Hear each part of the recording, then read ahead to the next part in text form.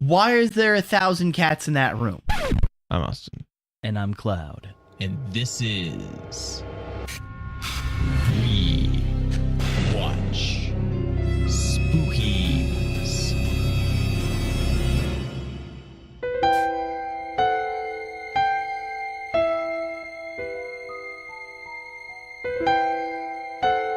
Today's movie is Ju-on. Ju-on is a 2002 Japanese supernatural horror film directed by and see, there I go. You knew it was coming. As soon as I said Japanese, you knew it was coming. Takashi. I don't know why I was trying to say Takahashi or something. Takashi Shimizu? Names! And you'll get to say them. starring other Japanese people that I can't pronounce their names, so it doesn't really have a plot synopsis. There's a house that is haunted by a woman and child who were murdered by their husband/father. And anyone who ever enters the house is haunted and killed in mysterious ways. And they find the bodies in the attic. And so a family lives there, and social services go to take care of the grandma. And then everyone involved dies. In very fucked up ways. Creepy hauntings and shit. Well, even people not even involved. I mean, it's really, though, it's kind of dies in, like, you get killed by Slender Man kind of way, though, where just, like, something happens to you that's, like, creepy to look at, and then, like, you disappear, and then someone finds your body later, and you're just kind of dead, and just there's no, dead. Yeah, I mean, they're dead. But, you know, it's not like they just get real pale and then like go and haunt other people. Yeah. Which is really creepy. Just these I mean, cuz it's not even like, I don't think it's actually intensified by the like the weird crab walk thing that we don't really get until the end, because it's already like enough as it is. She doesn't do the crab walk in this one. She just kind of slowly crawls down the stairs. But yeah, it's not like upside down or anything, yeah. But it's the freaky body horror stuff. Yeah. This let's see, what was it? It's no. The other, I guess it was, what am I thinking of? I guess I'm thinking of Slipmouth Woman, where it's like, hey, this wasn't your job. This was somebody else's job, but now it's your job. So here's the files. Just do the job. Get wrecked. Because that's what happens to her in the beginning of this, and it's what happened to, I mean, in this case, it's not like the other person who was supposed to be doing it disappeared or died or something. It's just supposedly they never showed up. Yeah. So they bailed. They got out of there. They vamoosed. But then she's like, they walked up to the house and was like, fuck this, and left. Never returned. Yeah. Well, I think that there's two issues that I have with this movie. And the first one is passages of time. Well, because the passage of time is complicated because it's out of linear order. And it like we jumps skip all around over the through place. time to different times, and things happen before and after other things. They mostly, I mean, they mark who it's happening to with a title card, but not when it's happening, and so like they leave it to you to piece together. And at the same time, it's happening based on what you know about this person with this name from other mentionings in the other parts you've already seen. And okay, so I already suck with names. People know this. And this movie is very dependent on you remembering people's names. Well, it wasn't that bad. And so it's like, I had to like super focus. It wasn't that bad for me to remember the names because we're reading the names in the subtitles anyway. Yeah. And so it's just like, oh, I saw, it's not like you don't have to remember what the name sounds like. Or, exactly. You just like associate it with I've seen this written, now it's written on the title card. And a lot of times it's people you haven't met, but you've just heard their names. And then later it sort of builds into, now we know most of these people already and we're just seeing different pieces of time. Yeah.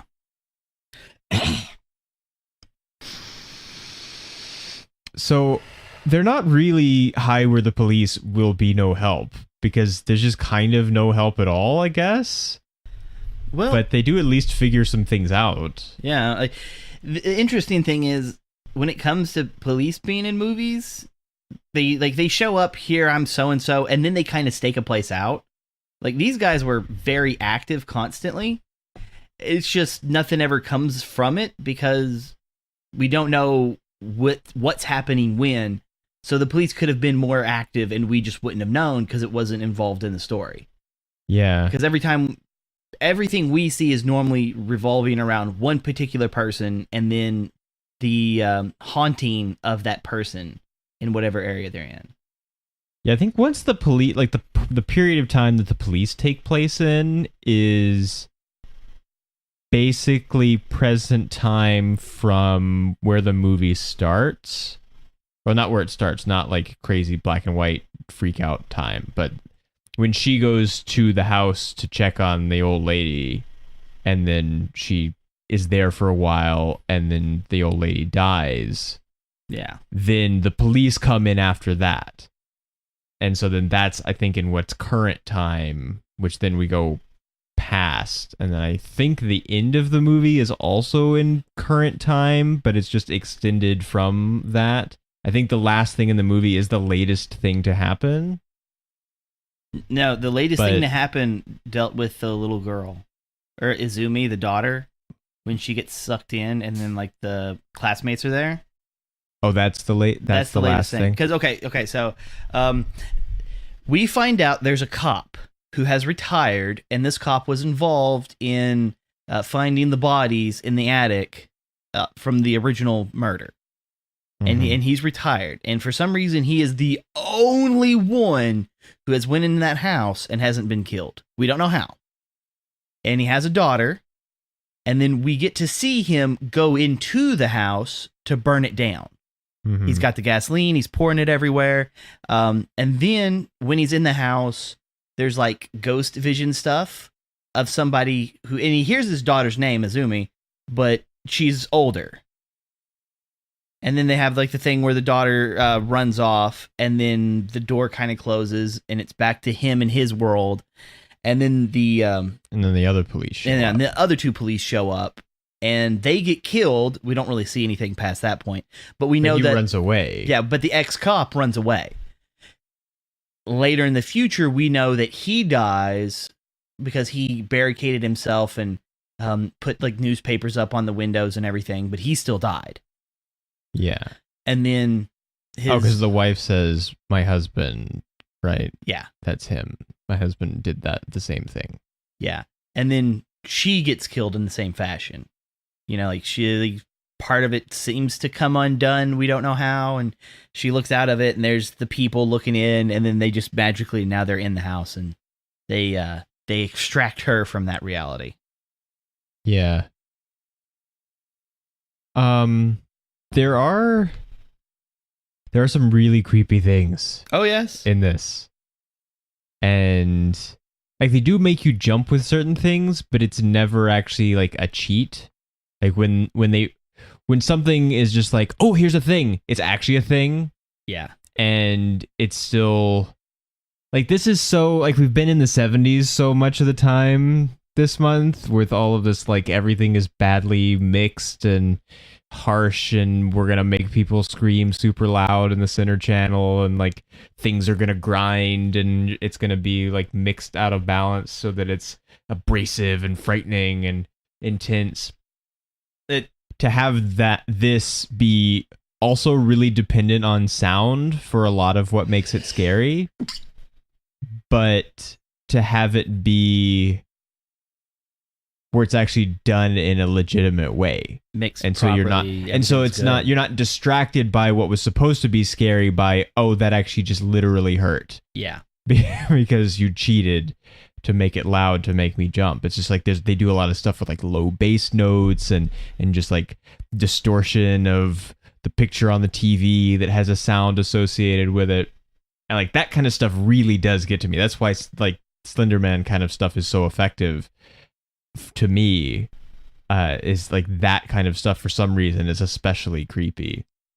And she, even just the little bit of it, well, the two, like there's 3 times where it's like really bad, where like the first time is when it actually happens in the office building or whatever, and she's watching the security guy go check it out, and we only see a piece of it up to a certain point, and then it's bad enough just seeing it, like you see the distortion start to happen, and so then you know something's coming, and so then it's already scary before anything happens, and then just like the black just comes out and like starts to come around it, but then we don't see what actually happens, because then we look at her scared, and then she looks away, and then when she looks back, he's just gone.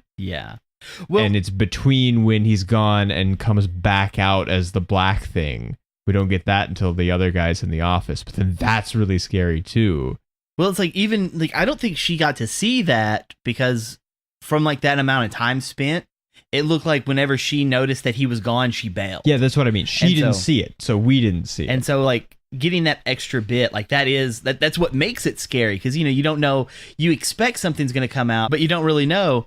And then when they go back to it, and then you have the one police officer for some reason ex-police officer deciding, oh, I'm going to watch this footage of this creepy stuff that happened by myself with no one around. Which, and like, oh, okay. I have to really heavily assume that they were watching it the first time all the way through with him. Yeah. Because if they had seen that, they would think differently already about what's going on. I think. Yeah. And they don't seem to. They still seem to think this is like, there may be something weird going on, but this is mostly just a normal case, and like, you worked the case before, and so we need your help. And the weirdest thing that we know is this kid that shouldn't still be this, like, either around and also this age, if he is because there's a lady who saw a kid, and that kid shouldn't be around. And so like something weird is happening, and so we're going to get you to help. But then they pause it when they leave, which if they've already seen it and they're just showing it to him so that he understands what he's involved in, so that he can help them, he could continue to watch it while they go and deal with whatever new information has just come in. And they don't. They pause it, and then he's like, I'm going to check it out. And then he's there alone in the room, and it gets really scary.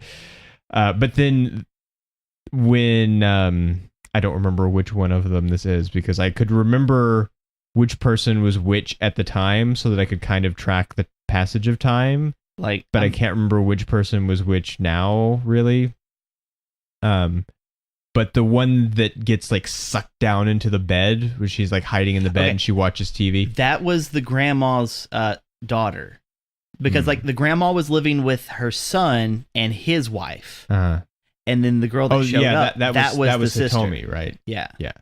Okay. Yeah, she was the one that we got to hear on the voicemail. Yeah. And so like she's hiding in bed, but with like the lights still full on and everything, just in case. And she turns the TV on, and there's this, I don't even like know what it is. It almost kind of looks like a news report, but then they're talking about like these animals and those animals, and then we found this big snake skin. And so it's kind of uncomfortable, or like it's not what you want to be hearing when you're already in sort of a nervous state. Well, they were talking about like animals that were seen in the area that weren't previously seen in the area, and they just went through the list, and then the TV starts. Yeah, and then there's just like one like just, and then it's like oh no, oh fuck. And then it gets like worse and worse and worse, and they keep adding to the sound, and then there's like just the kid face just all distorted and stuff in it, and it stays there for not actually that long, but a very long time. Yeah. Well, and then it's just like, you see, she doesn't notice it's happening, and you see just a bump. What was that? Oh, that was mine. You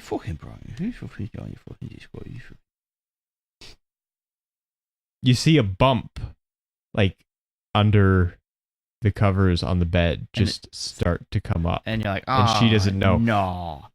No, okay, so And- whenever the TV goes off, like we get to see her reflection in the TV, and I was almost thinking that they were gonna put like the kid like sitting on the bed with her. Well, they do that other times. Yeah, and it's like, and then like she'd see it in the reflection, and then she would turn, and he's not there, and that's when she would like tuck herself even tighter, and then like, but nope, they just go straight for the lump, and then she just looks up, and it's just laying on top of her, like, hey, ooga And booga, then- and it's like just she's done. Just disappears into who knows where. But they do so many times where it's just like normal, ordinary stuff is happening, and then you see like just the camera pans across, and it's like there's the kid or somebody. Just for a moment, you can see a reflection in a glass door, but then somebody opens it, and when it closes, it's not there anymore. And just there's so much of the time where it's like no one is ever safe, really. Yeah. Because like there could be some part of it there almost any time. Because there is most of the time, even if they don't notice. Sometimes we notice, and sometimes they think they notice, and then they're like, "What?" And then it's not there. Well, one of the things that I'm not really sure of is I watched the American one first, and then I found out, oh, this is supposed to be a remake of a Japanese movie, so then I watched this one. And I know from the American one, like that was part of the deal. You go in the house and then you're haunted. But if you don't go in the house, then you're fine. So these people who would associate with each other, like they would still be okay. And so my thought would be, don't be alone, because maybe that would keep you safe. But that never seems to happen because they're always with somebody, and then like they'll be there and nobody will see them. And then when they're alone, they get struck. Like, okay, because we get to see one of the social workers pushing around this old man, and he looks like he's like doing peekaboo stuff. Mm-hmm. And they do like some flashback recall kind of things where it seems like you can see these ghost people by like looking through your fingers. Yeah, and like like a particular shape that you have to make, and I don't know why that is or what it means or anything, but Because like through the movie, because she remembers, oh, I've seen several people doing this, yeah, and then so she does it, and she can see what it actually looks like without like the pale and the black eyes and stuff.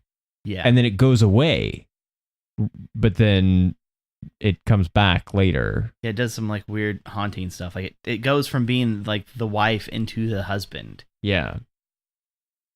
but I don't know why it went into being the husband, because it's like the wife was the one killing everybody. Yeah.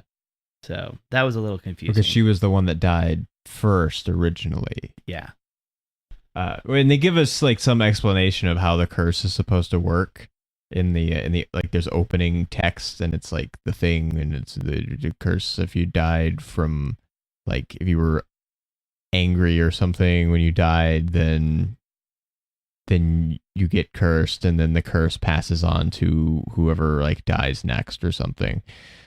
So there's like sort of an explanation as to how it works. Now this is technically the third of these movies, but it doesn't really seem to matter because it doesn't. I mean, I haven't seen the others. This one is like the big deal one because it was the one that was the first theatrical release one. The first two were direct-to-video ones. And it's actually kind of a confusing franchise because it's Ju-On the Curse, Ju-On the Curse 2, this one, which is Ju-On the Grudge, and then Ju-On the Grudge 2. So then it's like you have a subset series.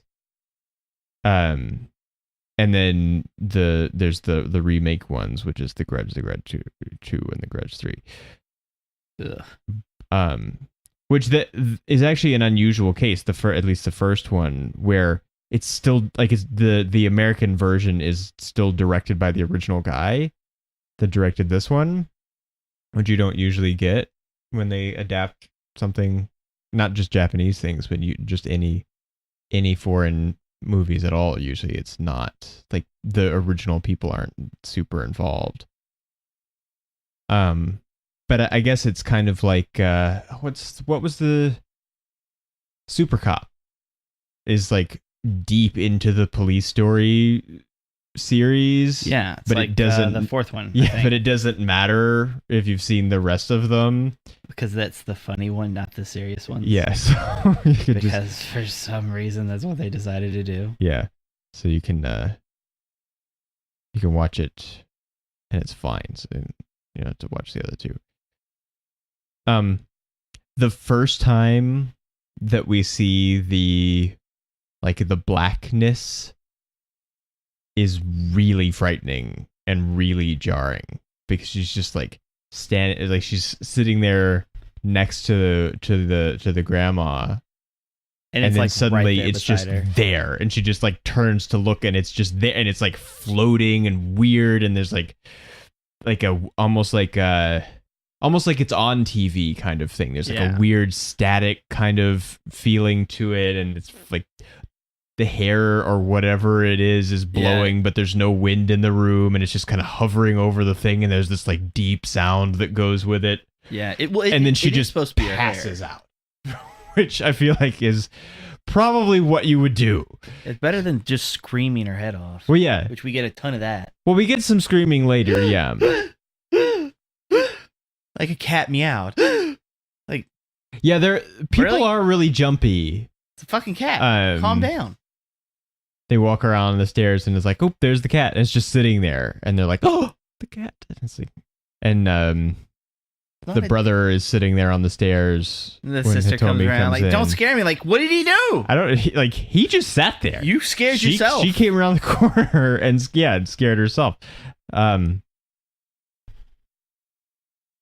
I mean, after a certain point, people have plenty of reason to be jumpy. Yeah. Because most of them have had at least one weird thing happen to them before the final weird thing happens to them, and then they disappear. But they're plenty jumpy before. All right, I want to cover the second problem I had with this movie that didn't make sense. It was the okay. So Rika is the girl from the social service building. Or social service center who shows up. Now, after the stuff happens and they kind of pull her out and she kind of comes back to her senses, she's spending some time with her friend. Her friend is like a brand new school teacher. And part of the thing that she has to do is do like these house visits. And there was like one kid who didn't show up. And then like later you find out she goes to visit the kid and the kid's home, but the parents aren't. And it's the house, and none of that makes any sense. Like why?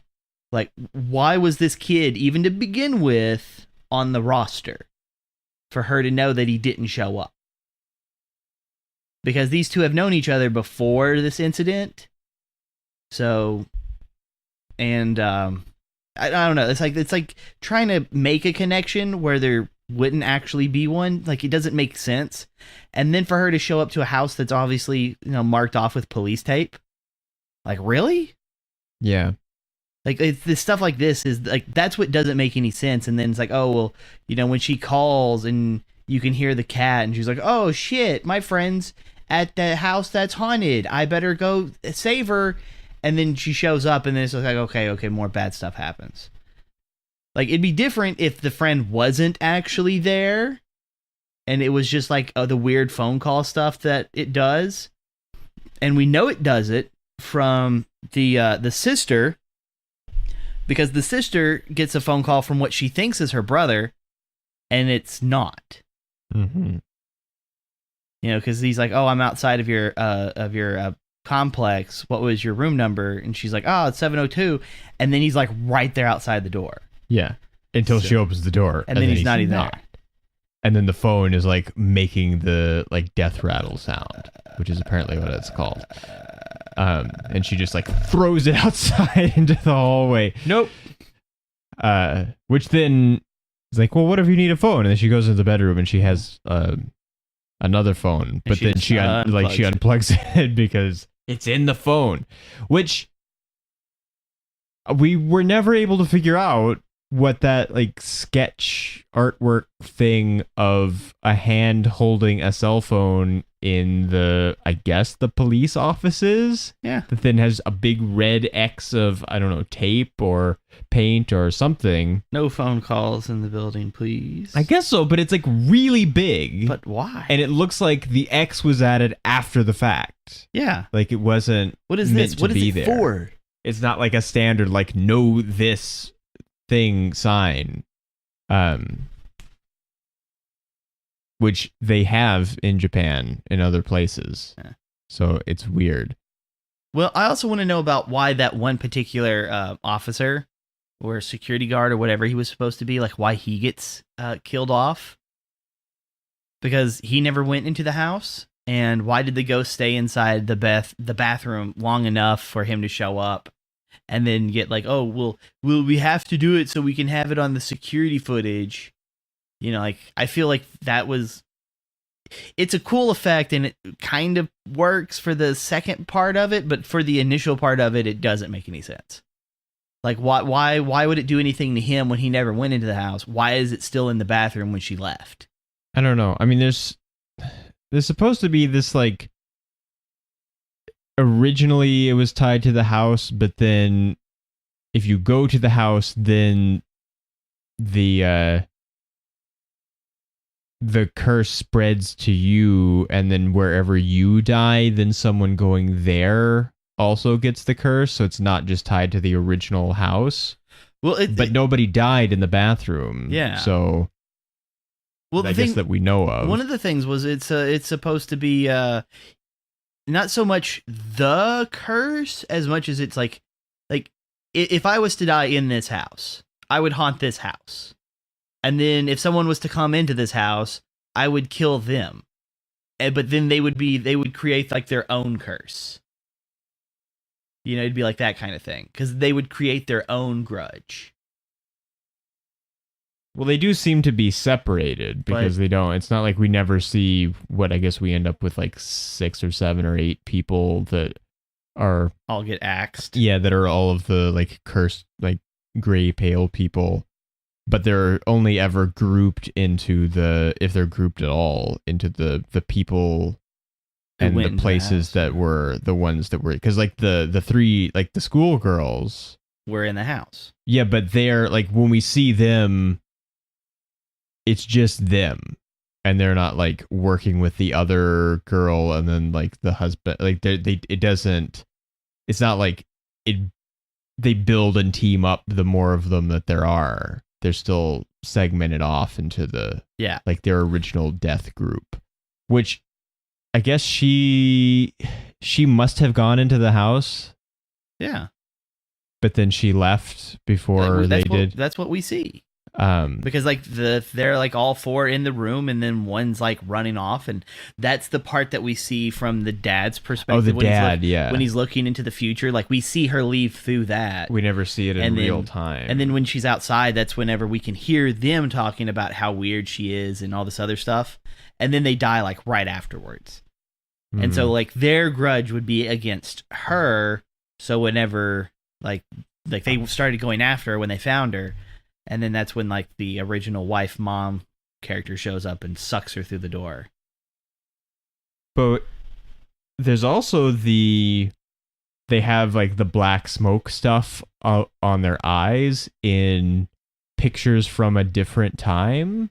Uh-huh. Which I guess those are supposed to be recent, so they're between the visiting the house and then the getting killed part. Well, so the pictures, just like they're carrying the curse around until they get killed. Well, the pictures were made after the 3 girls had already died. But the one girl was still alive. The one girl was still alive, but all of the pictures that had any of them 4, they were the ones that were blacked out. Yeah. Because we get to see one that has like all 6 girls with the teacher, and the 2 that are holding the pictures are the only ones without the blacked out eyes. Yeah. So everyone that went in the house was blacked out. Which that was a neat passage of time thing that they did, where they didn't really have to say anything. Was there's the missing 3 of them poster on like the neighborhood billboard thing, and we see it in like 2 or 3 different stages of like having been out there in the weather and stuff. Yeah. And so we know like this took place after this, because now the poster is all worn and wrinkled and wet and stuff. Well, one of the other things we get is they when they talk to the teacher about the not having a picture of Izumi, he's like, okay, it's going to take like a week for them to get made. And then they go pick it up, so we know it's been like a week. Yeah. And so like that kind of works. And that's not as creepy as walking by the poster and everybody just kind of freaking out by it. Yeah, well, and we know now it's been even more time that she's just been like holed up in her room waiting to get killed. Which is a little bit Final Destination-y also, where it's just like, I'm gonna get killed eventually, probably, but I'm gonna like hide in this place where I'm gonna put stuff over here and over there. It's just she like papers over the window, because if they can't see in, they can't get in or something. I guess at least she thinks, and it seems to work. Well, I wonder if it's like they still have forever. Like the visual, like they don't know who you are unless they can see who you are. So I wonder if that's supposed to be a thing, and that's why if you cover up the windows so they can't look into the room, they can't see if you're there or anything. But at the same time, some of the other rules would apply that they could just kill the mom, because the mom is associated with the daughter and stuff. If the security guard thing works. Yeah. I don't know. That could have just been like protection or something, where it's like this guy knows now, so now he's gonna get killed. But what did he know? He didn't know anything. Well, she told him what she saw, and he was going to go check it out. I mean, I guess if he didn't die, he would have just been like, well, I checked it out. There wasn't anything there. You're just hysterical or something. See, what would have been cool is if he had like walked to the door and then went in and then like the stuff like came out. And then like if we kept watching the so he comes up to the bathroom door. What looks like black smoke comes out towards his feet, goes up to his waist, and it looks like it slowly causes him to walk into the bathroom. Yeah, it just like hooks around him and guides him into the bathroom. And then after he goes in, a black figure walks out, and then it walks down the hallway until it's no longer in view, and then the head pulls up, and then you can't see anything. It's still black, and then after a second it refocuses, and then you can see the eyes. Yeah. I'm like, okay. But what would have been interesting is if it had like disappeared, like maybe it like got really staticky again and it just kind of vanished from that point. Mm-hmm. And then, like nobody paid attention past that because everybody who did watch it was freaking out. And then you just see like the security guard come back out like he didn't see anything because he's not involved. Yeah. Because then you could have had all of the spookiness and creepiness without breaking what seemed to be one of your rules. Yeah. I guess. That way you could have had both. Your soft shells and your hard shell tacos.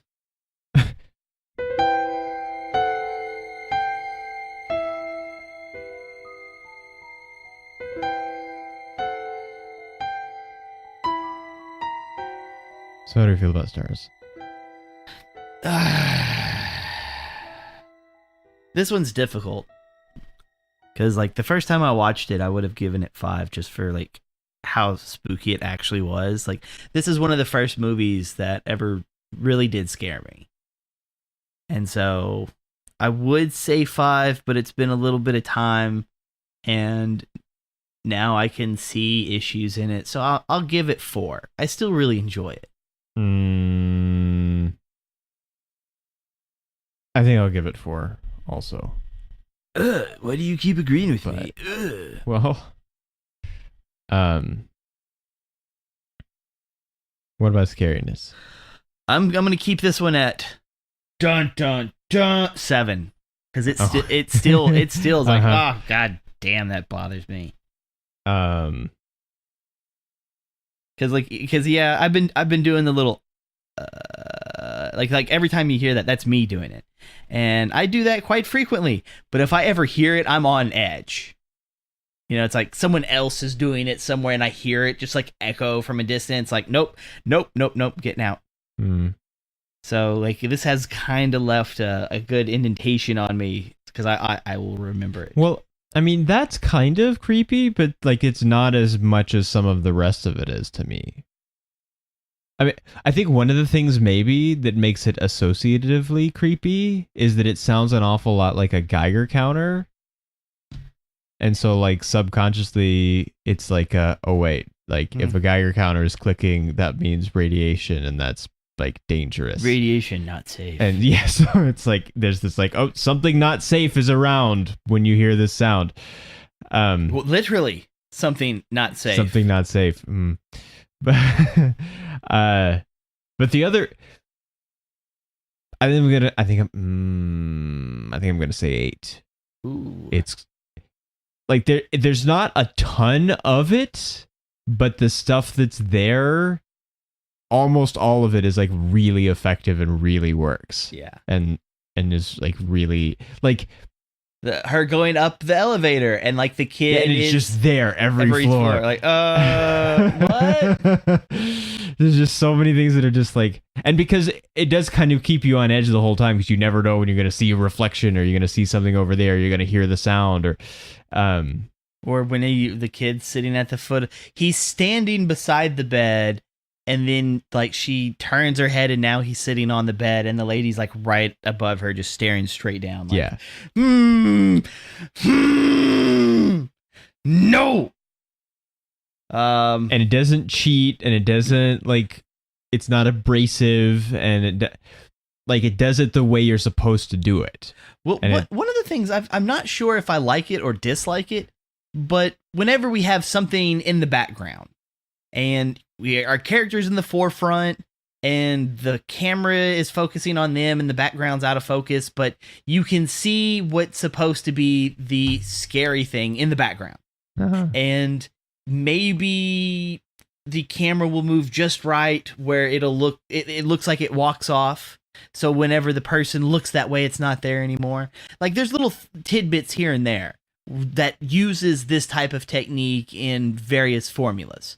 And I'm not sure if I like that or not. Like sometimes it's done better than others.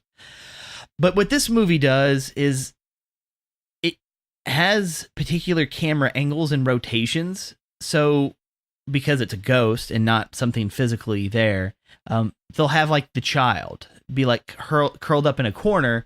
So whenever the character walks by, this camera angle will see the child, but then it'll like she'll notice it, and then the camera angle changes, and then we don't see the child anymore. Uh-huh.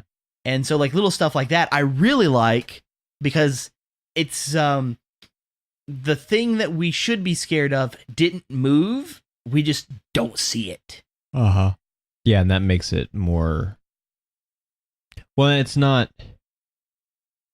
Yeah, then it's not. We don't see it because we're just not supposed to see it now, or I mean, we do see things that the characters don't see sometimes, but there's enough times where we both see it that just the times that they didn't, it just feels like they just happened to not look over there, and not that it wasn't there for them, but it was there for us. Yeah. So it feels like it was there if they had just looked over there.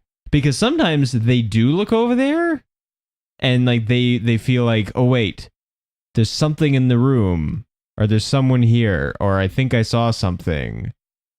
But then because they're scared, they take a long time to turn around and look or something. When the husband, I think it's the husband, isn't it? When he's in the bedroom and he's like looking in the closet, and then the kid keeps just like going just barely not below frame, just like whoosh, and then he like pushes the lamp around the room because he thinks something weird is happening. And he knocks over the stool, and that's the heaviest fucking stool ever. Yeah. Because when it tips over, you can hear dude. Yeah. Like that bass just crashes. It's like, my God. Go, because I think it's an apartment. That's an apartment, right? Yeah. And so it's a hollow floor. And No, wait, it's a house. oh, that's the house? Yeah, that's the house because they're upstairs. Okay, but it's still Yeah. upstairs. Yeah. But So no, I'm just saying, it's like, still a hollow floor. But that thud. yeah, it's a thud. Damn, that thud was thick. But just him, he's just like looking around the room, and he's the kid is there, and we can see it behind him, but we're facing the kid, he's facing us, and he's like, he realizes something, and he's like, do I really want to turn around? I guess I better turn around. But it takes him a very long time, and then he does look around, and it's not there. And there's just like a build to it where like he keeps like looking different directions, and he keeps pushing the stool around. And this is for sure the scariest thing we've watched so far. Yes, by quite a bit. The hair. I was going to say something about the hair. Now, it's not so much used in this one because I think it is more of like a technical difficulty, but the hair is really, really important because in one of the, I'm trying to remember which one it was, but in one of the movies, we actually get to see like her murder, like really detailed, and her hair clogs the drain, and like the tub that he drowns her in, like the water goes black. And so like that's supposed to be why there's like the blackness. But like her hair, like it does, like it'll stretch out like a spider web.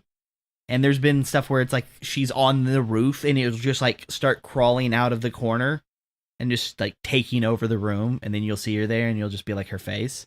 And now that's pretty scary. Got a nope out of that situation. Yeah. Ride the train to Nopesville. I mean, I'm glad this was scary because I was getting worried that there would be no scary movies. That there would be no scary. Yeah, where I was just like,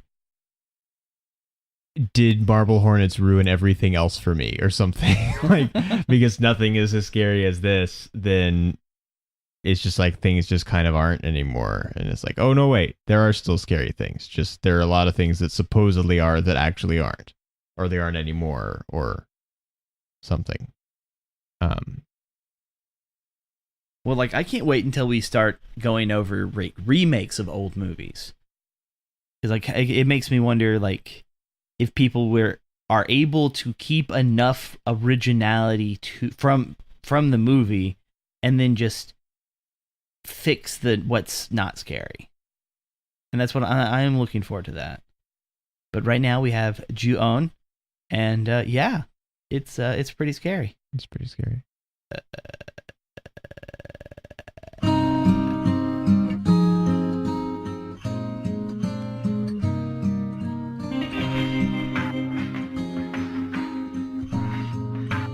That's all we have to say about Ju-on. We'll see you next time. Later.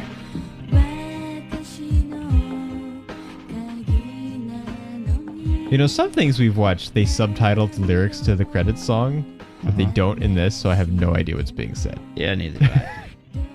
I have no idea what's being said in the credits either, because it's just solid Japanese. Yeah. It's just like, I can't read Japanese. I don't know what this says. It's just solid Japanese. Just a fucking wall of it. It is a wall of Japanese. It was also a cat cannon. Like that one time on the bed. It's Stupid just like fucking cats. Cats all over the room. Because, you know, like, if you like cats, that's perfectly fine. Cats can be okay. But it's like, there was only one cat. Why is there 1,000 cats in that room? I don't know. Why? Because it's unsettling, I guess. It's not even, it's more annoying than anything. Like, at that point, where'd all these cats come from? I'm not scared because, oh, look, cats that are just kind of chilling. I'm annoyed because shut the fuck up, I'm trying to sleep.